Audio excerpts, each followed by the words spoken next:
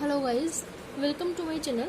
In this video we shall study about insertion and removal of parenthesis. देखिए parenthesis क्या होती है? parenthesis मतलब ब्रैकेट्स, ठीक है. parenthesis मतलब ब्रैकेट्स, यानी एक सीरीज में अगर हम ब्रैकेट्स को ऐड करते हैं या फिर ब्रैकेट को रिमूव करते हैं तो उस सीरीज के बिहेवियर में क्या चेंज आता है उसकी बात हम इस टॉपिक में करेंगे. तो चलिए देखते हैं. देखिए अगर हमारे पास कोई सीरीज है जिसमें फाइनाइट नंबर ऑफ टर्म्स हैं, यानी हमें पता है कि सीरीज में कितनी टर्म्स हैं, तो अगर हम कुछ ऐसी टर्म का सम करते हैं, मतलब कि फाइनाइट टर्म्स का सम करते हैं, फाइनाइट नंबर ऑफ टर्म्स, जैसे हमें पता हो कि 2 टर्म्स हैं, 3 है, 4 है, कितनी हमारे पास टर्म्स हैं उनका हमें पता हो, तो उसका अगर हम सम करते हैं तो वो हमेशा सेम रहता है. हम उन टर्म्स को रीअरेंज करें, ठीक है, रीअरेंज करें ना करें, टर्म्स का जो सम है उस सीरीज का वो हमेशा क्या रहेगा, सेम रहेगा. चलिए देखते हैं एक एग्जांपल. मान लेते हैं हमारे पास कुछ टर्म्स हैं, जस्ट फॉर एग्जांपल 1 -2 +3 -4 +5 -6, ठीक है. फाइनाइट नंबर ऑफ टर्म्स हैं. तो अगर हम इनका सम करते हैं तो देखिए मैं स्टेप बाय स्टेप इनका सम करूंगी, यानी कि टर्म टू टर्म सम करेंगे. 1 -2 -1, फिर -1 में +3 करेंगे तो हमारे पास आएगा +2, फिर -4 करेंगे, +2 -4 -2, फिर +5 +3, फिर हमारे पास होगा -6, यह आएगा हमारे पास -3, ठीक है. अगर हम इनका सम, अगर हम टर्म्स को रीअरेंज करते हैं, यानी अगर हम इनको ऐसे लिख लें -6 +5 -4 +3 -2 +1, ठीक है. तो -6 +5 क्या होगा, -1 -1 -4 -5 -5 +3 -2 -2 -2 -4 -4 +1 -3, ठीक है. और अगर हम इन टर्म्स को इस तरीके से लिखें 1 -3, जस्ट मैं सम की बात कर रही हूँ कि अगर हमारे पास फाइनाइट टर्म्स का सम हो, ठीक है, 3 प्लस का है, -2, और यहाँ हम कर देते हैं -4 +5 -6, ठीक है. साइन चेंज नहीं होना चाहिए, हम टर्म्स को रीअरेंज कर सकते हैं. तो अगर हमारे पास टर्म्स इस तरह से हैं, फिर क्या होगा देखिए 1 +3 4 -2 2 -4 -2 +5 +3 -2 +5 +3 -6 -3. तो हमारे पास फाइनाइट नंबर ऑफ टर्म्स थी, हमने उनका सम किया, तो इस सीरीज का जो सम है, इन टर्म्स का जो सम है वो हमारे पास सेम रहा. हमने उनको रीअरेंज भी किया लेकिन सम हमारे पास सही यही रहा, यानी -3, ठीक है. लेकिन जब हम बात करेंगे इनफाइनाइट सीरीज की, तो ना सिर्फ सम पर, उस सीरीज के सम पर भी और उसके साथ साथ सीरीज के बिहेवियर पर भी इफेक्ट पड़ेगा. चलिए देखते हैं इसका एग्जांपल. देखिए sigma n is equals to 1 to infinity -1 raised to the power n -1, ठीक है. ये हमारी सीरीज है, ये एक ऑसिलेटिंग सीरीज है, ये हमें पता है.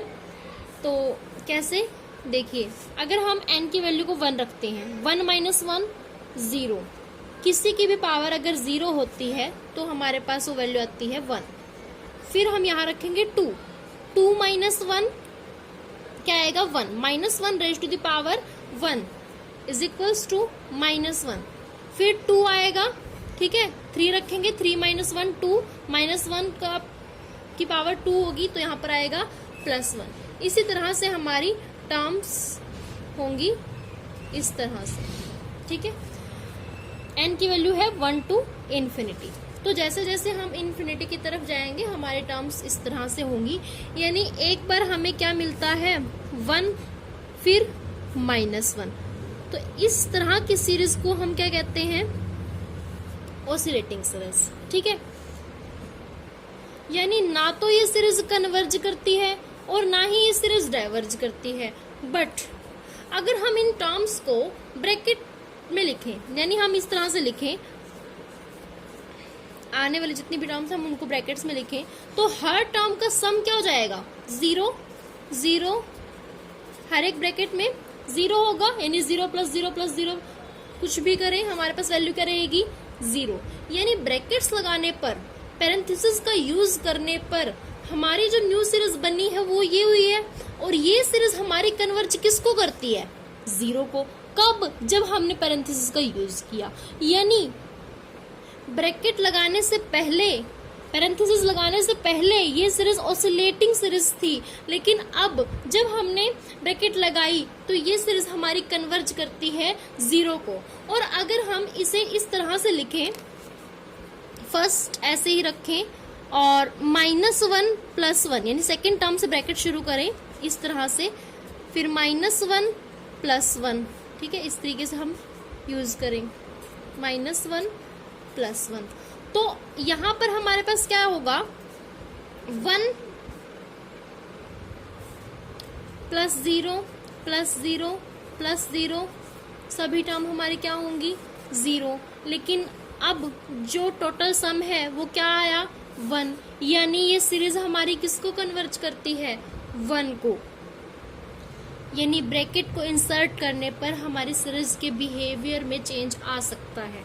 तो अब हम एक थ्योरम करेंगे। थ्योरम है हमारे पास 6.5.1। हम जस्ट इसको अंडरस्टैंड करेंगे, इसका प्रूफ नहीं करेंगे क्योंकि एग्जाम के लिए इम्पोर्टेंट नहीं है। तो हम इसको समझेंगे और फिर इसके क्वेश्चंस पर जाएंगे। If a series is convergent, अगर एक सीरीज कन्वर्जेंट हो and parenthesis are inserted without changing the order of terms, और ब्रैकेट्स को लगाया जाए, ब्रैकेट्स को ऐड किया जाए बिना चेंज किए, क्या टर्म्स के ऑर्डर को बिना चेंज किए अगर हम उसमें ब्रैकेट्स को ऐड भी करते हैं, ब्रैकेट लगाते हैं, तो जो टर्म्स हैं will remain convergent to same value. जो टर्म्स हैं वो सेम ही वैल्यू को कन्वर्ज करेंगी, जो जिसको पहले कन्वर्ज कर रही थी अभी भी उसे ही कन्वर्ज करेंगी ब्रैकेट लगाने के बाद भी, whether the terms are all positive और पार्शियली पॉजिटिव और पार्शियली नेगेटिव। चाहे टर्म्स हमारी सभी की सभी टर्म्स हमारी पॉजिटिव हो या फिर कुछ पॉजिटिव हो कुछ नेगेटिव हो, कुछ भी हो, बट अगर वो पहले कन्वर्ज करती है और बिना ऑर्डर चेंज किए हम उस पर ब्रैकेट लगाते हैं तो हमारी जो सीरीज होगी, सीरीज का बिहेवियर जो है वो सेम रहेगा, यानी कि सीरीज कन्वर्ज ही करेगी। ठीक है, अगर वो पहले कन्वर्ज करती है तो बाद में भी हमारी सीरीज कन्वर्ज करेगी। चलिए चलते हैं नेक्स्ट थ्योरम पर। चलिए अब पढ़ते हैं रिमूवल ऑफ पैरेंथेसिस क्या होता है।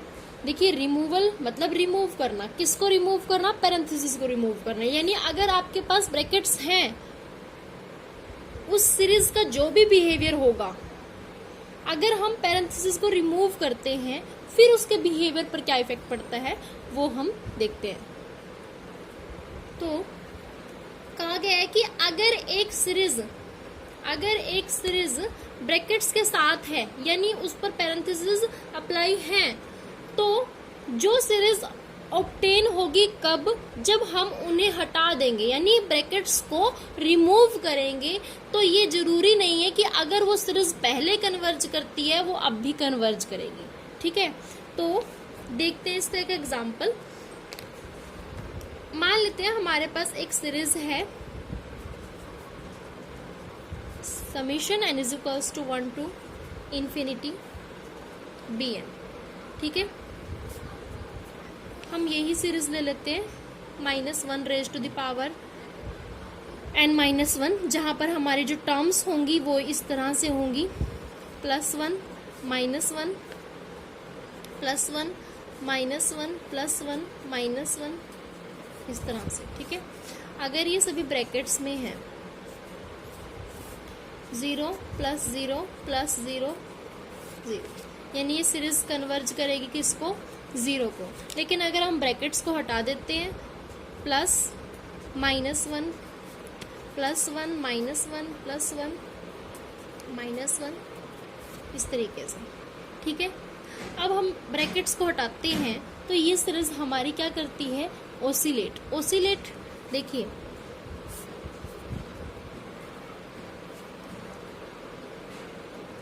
किस में ओसिलेट करेगी, अगर ये सीक्वेंस होती तो ये ओसिलेट करती +1 और -1 में, बट अब ये सीरीज है।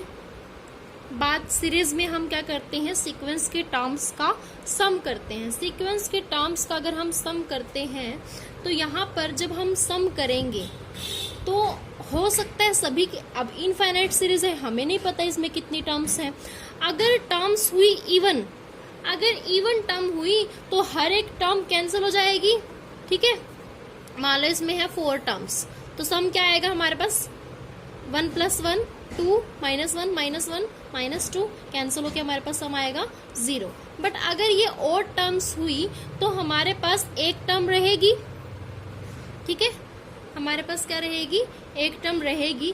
कैसे, अगर हमारे पास 3 टर्म है तो ये होगा हमारे पास 1 - 1 + 1 -1 + 1 0 1 रहेगा। तो हमेशा ही जो ये सीरीज होगी वो ओसिलेट करेगी, किसमें, सीरीज ओसिलेट करेगी तो किसमें करेगी, 0 और 1 में। अगर बात होती सीक्वेंस की तो वो +1 और -1 यानी -1 + 1 में ओसिलेट करती, लेकिन अगर सीरीज है तो वो 0 और 1 के बीच में ओसिलेट करेगी, ठीक है। तो जब हमारे पास ब्रैकेट्स थी तो ये वैल्यू आई 0। अगर हमारे पास ब्रैकेट्स नहीं है तो हमारे पास ये सीरीज जो है वो ओसिलेट कर रही है।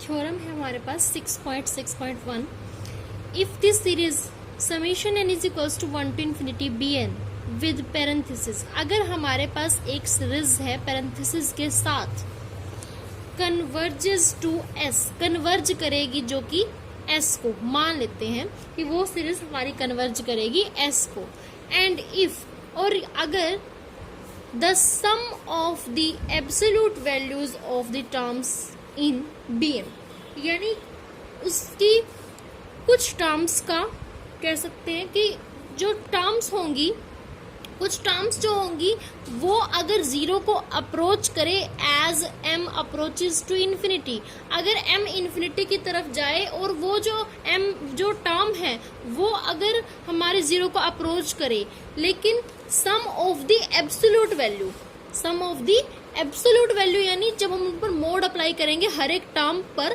और फिर उनका सम करेंगे, तो अगर वो 0 को अप्रोच करती है, जैसे हमारे पास जैसे हमारे पास m जो है वो इन्फिनिटी की तरफ जाएगा, then the series an, so sigma n is equals to 1 to infinity an obtained by removing the parenthesis will also converges to same limit s, कि जो सीरीज ऑब्टेन होगी हमारी रिमूव करने पर पैरेंथेसिस को, उसका नाम क्या होगा, an। bn सीरीज में पैरेंथेसिस को रिमूव करने के बाद जो हमारी सीरीज ऑब्टेन होगी वो सीरीज भी हमारी क्या करेगी, कन्वर्ज करेगी किसको, सेम लिमिट s को। तो पहले क्या कि हमारे पास एक सीरीज हो पैरेंथेसिस के साथ, यानी ब्रैकेट्स के साथ अगर एक सीरीज है और वो कन्वर्ज करती है एक पॉइंट को, और sum of the absolute values of the terms in bm, कि अगर हम उसके absolute value of the terms, यानी जितनी भी हमारे पास टर्म्स होंगी, कुछ टर्म्स का, 1 का 2 का, कितनी टर्म्स होंगी, अगर उनका जो सम होगा, कब, जब हम उस पर मोड अप्लाई करेंगे, जब उसका सम होगा वो अगर 0 को अप्रोच करता है as M approaches to infinity, तो जो हमारे पास सीरीज ऑब्टेन होगी, जब हम पैरेंथेसिस को रिमूव करेंगे इस सीरीज में, तब भी हमारी वो सीरीज जो होगी वो कन्वर्ज करेगी। तो चलिए अब हम इनके एग्जांपल्स करते हैं। फर्स्ट एग्जांपल है, शो दैट द सीरीज,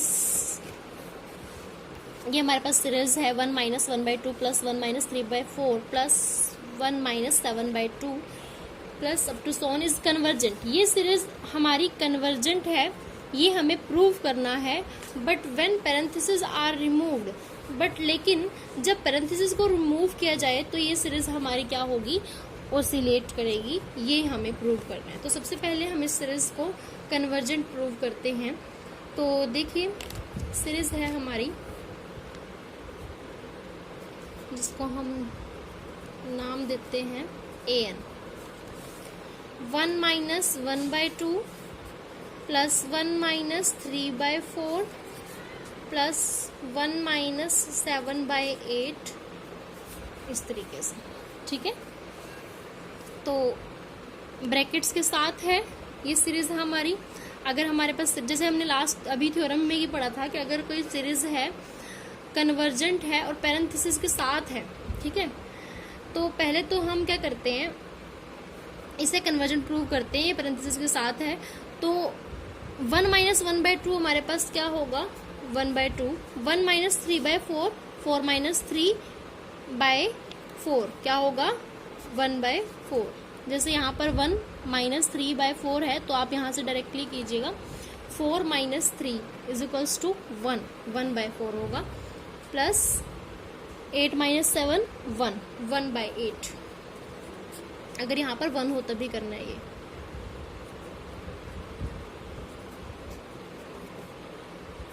ठीक है। एलसीएम लेंगे तो हमारे पास ये वैल्यूज आएंगी। तो ये हमारी सीरीज है। और देखिए 1/2, फिर 1/4, फिर 1/8, ये सीरीज हमारी है जीपी सीरीज, यानी geometric series with common ratio 1/2। 1/4/1/2 is equals to 1/4 into 2/1 is equals to 1/2। तो ये होगी 1/2, ठीक है। ज्योमेट्रिक सीरीज है, इनफाइनाइट सीरीज है, कॉमन रेशो 1/2 है। तो हमारे पास एक थ्योरम है, एक रिजल्ट है 3rd चैप्टर में कि अगर हमारे पास जो रेशो होती है हमारी वो लेस देन 1 होती है तो हमारी सीरीज कन्वर्ज करती है। तो ये हमारे पास 1/2 है which is less than 1, therefore the given series is convergent. तो ये सीरीज हमारी कन्वर्जेंट है, ये हमने प्रूव कर दिया है। सबसे पहले हमें यही प्रूव करना था कि जो हमारी सीरीज है वो एक कन्वर्जेंट सीरीज है। तो हमने ये तो प्रूव कर दिया कि ये सीरीज कन्वर्जेंट है। तो अब हमें ये प्रूव करना है कि जब हम इनकी पैरेंथेसिस को रिमूव करेंगे तो ये सीरीज हमारी ऑसिलेट करेगी। लेकिन इससे पहले हमने जो लास्ट थ्योरम में पढ़ा था वो हमने ये कहा था कि अगर हमारे पास कोई सीरीज है विद पैरेंथेसिस, अगर वो किसी नंबर को कन्वर्ज करती है, हमें ये तो पता है कि ये सीरीज हमारी कन्वर्ज करती है, लेकिन किसको कन्वर्ज करती है ये नहीं पता। तो इसके लिए हमारे पास देखिए ज्योमेट्रिक सीरीज है। ज्योमेट्रिक सीरीज का सम कैसे फाइंड आउट करते हैं हम,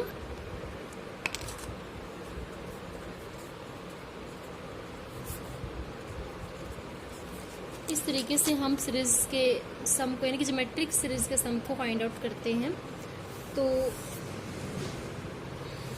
ये हमारे पास होगा a यानी 1/2, 1 minus R N, 1 minus R है 1/2, 1/2 raise to the power n, 1 raise to the power n 1, 2 raise to the power n upon 1 minus R यानी 1 माइनस 1/2। तो ये वैल्यू होगी हमारे पास 1/2, 1 minus 2 raise to the power n upon 1 minus 1/2, 1/2, 1/2 से 1/2 cancel, ये हमारे पास रहेगा, ठीक है। तो ये क्या है हमारे पास सम।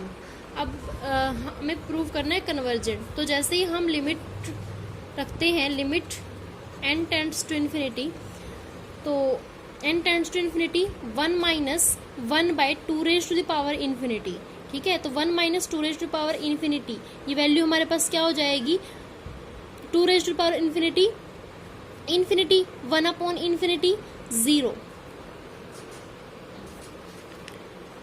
2 रेज टू पावर n है, 2 रेज टू पावर इन्फिनिटी हमारे पास क्या होगा, इन्फिनिटी। कैसे, 2 raise to the power 1 2, 2 raise to power 2 4, फिर हमारे पास आएगा 8। इसी तरीके से टर्म्स हमारी इंक्रीज हो रही हैं। तो ये जो होगा हमारे पास 2 रेज टू पावर इन्फिनिटी जो होगा उसकी वैल्यू होगी हमारे पास इन्फिनिटी, और 1 अपॉन इन्फिनिटी हमारे पास होगा 0, और 1 माइनस 0 1। तो ये जो सीरीज होगी हमारी, ये सीरीज हमारी कन्वर्जेंट होगी। और इसका लिमिट पॉइंट क्या है 1, यानी ये सीरीज जो है ये हमारी सीरीज 1 को कन्वर्ज करेगी। तो थ्योरम के अकॉर्डिंग ये सीरीज हमारी कन्वर्जेंट है और एक नंबर को कन्वर्ज करती है, डेट इज 1। नेक्स्ट हमें ये प्रूव करना है कि absolute value of terms in am tends to 0 as m tends to infinity. तो उसके लिए सबसे पहले तो हम mth टर्म फाइंड आउट करते हैं। m लिखिए, n लिखिए, आप कुछ भी यूज कर सकते हैं यहाँ पर, ठीक है। तो देखिए हमारे पास जो टर्म्स हैं वो कैसे हैं, 1 माइनस 1/2, फिर है 1 माइनस 3/4, फिर है प्लस 1 माइनस 7/8। हमने इस तरह से क्या मानना है an, यानी ये है हमारे पास a1, ये है a2, ये है a3। फिर एक टाइम पर जाकर हमारे पास क्या आएगा am। देखिए यहाँ पर है आपके पास 1, फिर यहाँ पर भी 1 है, यहाँ पर भी 1 है, यानी कि mth टर्म में भी हमारे पास होगा 1, ठीक है। फिर माइनस यहाँ है 2, 4, 8, यानी 2 की पावर 1, 2 की पावर 2, 2 की पावर 3, यानी डिनोमिनेटर में होगा 2 raise to the power n, ठीक है। यहाँ पर अगर 2 है तो यहाँ 1 है, यानी 2 raise to the power 1 is equals to 2, 2 minus 1, 1। यहाँ क्या है 4, अगर यहाँ 4 है तो यहाँ 3 है, यानी 2 रेज़ टू द पावर 2, और यहाँ पर क्या है 2 raise to the power 2 minus 1, यहाँ है 2 रेज़ टू द पावर 3, और यहाँ है 2 raise to the power 3 minus 1, यानी कि यहाँ अगर 2 raise to the power n है तो यहाँ होगा 2 raise to the power n minus 1, ठीक है। इस तरीके से हम mth टर्म ले रहे हैं तो यहाँ पर हम m का यूज करेंगे। तो इस तरीके से ये हमारे पास हो गई am। अब हमें एब्सोल्यूट वैल्यू चाहिए, इसके लिए हम क्या करते हैं मोड अप्लाई करते हैं, यानी mod of am is equals to mod of 1 plus bracket में होगा हमारे पास, ये अगर माइनस ब्रैकेट में होगा तो वो मोड में लिखेंगे 2 raise to the power m minus 1 upon 2 raise to the power m। Mod apply किया है तो ये जो टर्म नेगेटिव थी ये भी हमारी क्या हो गई पॉजिटिव। तो mod of 1 is equals to 1 plus, अगर मैं इसको इस तरीके से लिख लूँ, इसको इसके बारे में करेंगे तो आएगा 1, और 1 के बारे में करेंगे तो 1, 2 raise to the power m, ठीक है। तो ये वैल्यू हमारी होगी 1 प्लस, मोड को हटाएंगे, पूरी टर्म पर मोड अप्लाई है तो इस पर जब हम हटाएंगे तो ये रहेगी टर्म हमारी एज इट इज रहेगी।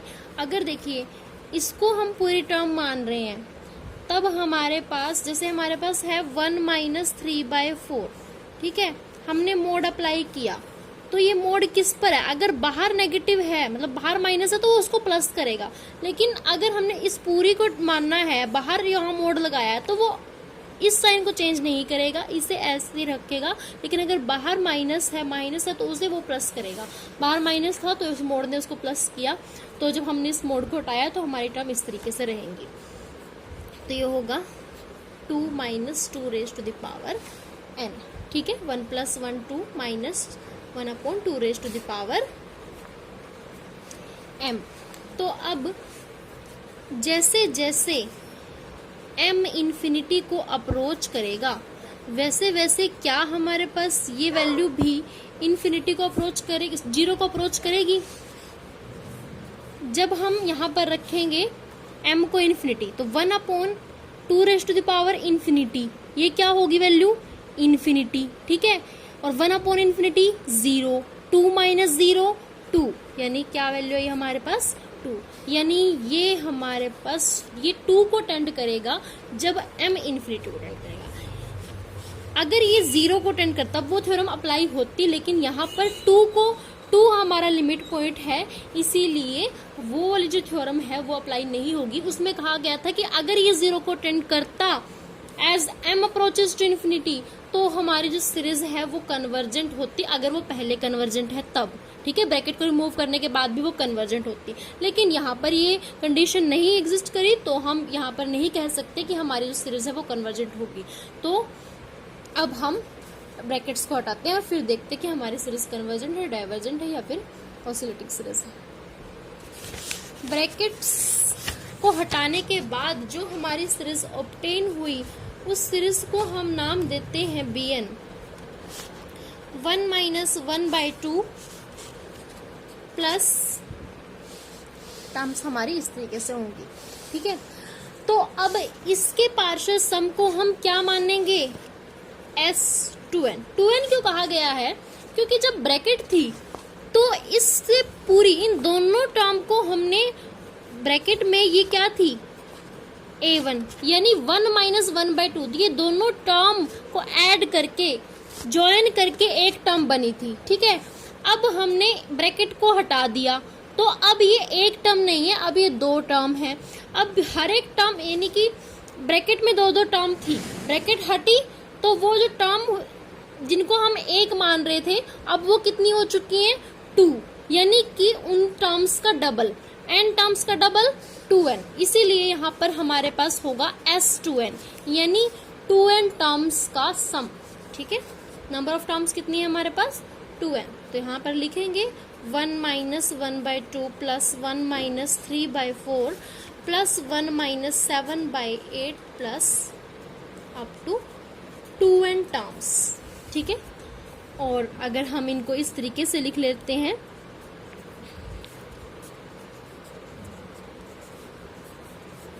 सम किया हमने जस्ट इनका, तो अब हम इनको कहेंगे n टर्म्स, ठीक है। इन्हीं टर्म, अभी कितनी है n, क्योंकि हमने क्या कर लिया, दो टर्म को हमने सोल्व कर लिया, तो अब ये टर्म्स काउंट करने में हमारी n टर्म्स होगी, ठीक है। फिर से ज्योमेट्रिक सीरीज है, ज्योमेट्रिक सीरीज का सम हम किस तरीके से करते हैं, रेशो 1/2 है, 1 minus r raise to the power n, यानी 1/2 raise to the power n upon 1 minus r, यानी 1 माइनस 1/2, ठीक है। तो ये जो सीरीज है हमारी पार्शियल सम है सीरीज का, जैसे ही हम यहाँ पर इन्फिनिटी अप्रोच कराएंगे तो यहाँ पर इन्फिनिटी होगा 1 minus 1 upon infinity 0, 1 upon infinity 0 होगा, 1 माइनस 0 1, 1/2 इंटू 1 1/2, तो यहाँ पर तो होगा हमारे पास 1/2, ठीक है।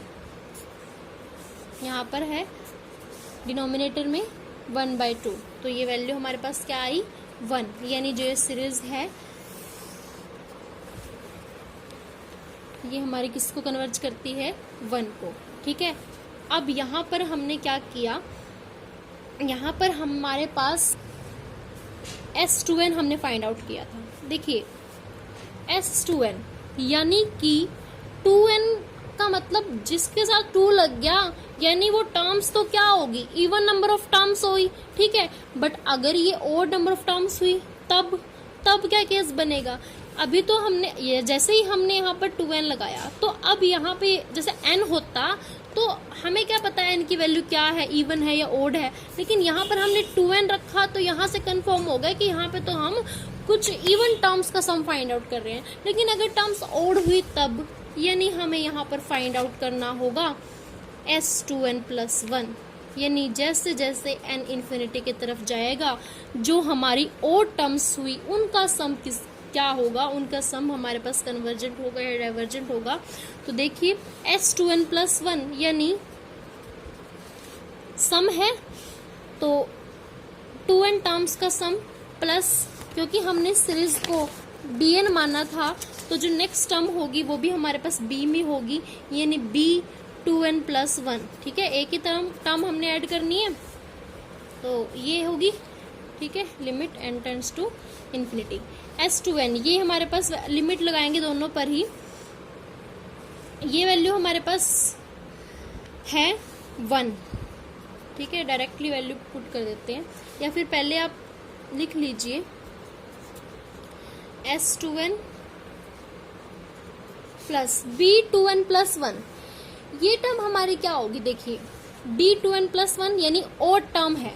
अब देखिए ओड प्लेसेस पे फर्स्ट प्लेस, फिर थर्ड, फिर फिफ्थ, ऐसे ही सेवंथ, सब पे क्या है 1, यानी इन सब की वैल्यू क्या होगी 1। तो ये d2n+1 भी ओड है तो इसकी वैल्यू पे क्या होगी 1। तो लिमिट लगाएंगे, limit n tends to infinity s2n, ये हमारे पास क्या है 1। Limit n tends to infinity 1, ये भी हमारे पास क्या होगा 1, क्योंकि यहाँ पर n तो है नहीं। इस तरीके से देखिए limit n tends to infinity s2n plus limit n tends to infinity 1, इसकी वैल्यू है हमारे पास 1, और यहाँ पर तो n है ही नहीं है। जब है n नहीं है तो ये हमारे पास 1 ही रहेगा, 1 + 1 2। तो हमारे पास जो 2n टर्म्स का सम था वो हमारे पास 1 आया, 2n + 1 हमारे पास 2 आया, यानी ये सीरीज कन्वर्जेंट नहीं है। ये सीरीज कन्वर्जेंट नहीं है तो ये सीरीज क्या है, एक ऑसिलेटरी सीरीज है, क्योंकि इवन टर्म्स का सम करते हैं तो 1 आता है, और टर्म्स का सम करते हैं तो हमारे पास 2 आता है। और यही हमने प्रूव करना था कि जब हमारे पास पैरेंथेसिस हैं तब वो सीरीज कन्वर्ज करेगी, लेकिन उनको रिमूव करने के बाद वो सीरीज हमारी ऑसिलेट कर रही है। ठीक है।